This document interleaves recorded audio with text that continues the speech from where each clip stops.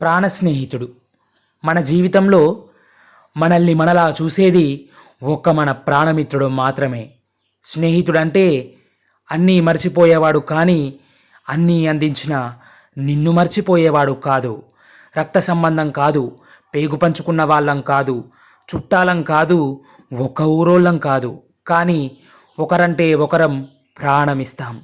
నీకు ఆకలి వేస్తే వాడు కడుపు మార్చుకొనైనా తినిపిస్తాడు. ఏడుస్తే నీ కన్నీటి వెనుక వాడు కనుమరుగైపోతాడు.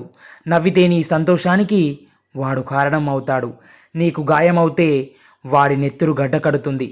పక్కనే ఉంటే ప్రతి నిమిషం గొడవపడే అదే ఒక్క నిమిషం దూరం ఉన్నా అది వాడికో యుగం. నువ్వు చీ అన్నా తూ అన్నా నీ వెంట ఉంటాడు.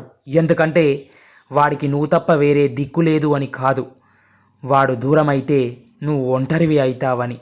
ప్రతి ఒక్కరి జీవితంలో ఓ అన్న, ఓ అక్క, అమ్మ, నాన్న, చుట్టాలు, పక్కాలు, బంధువులు ఇవి ఏం ఉన్నా లేకున్నా స్నేహితుడు మాత్రం ఉండాలి.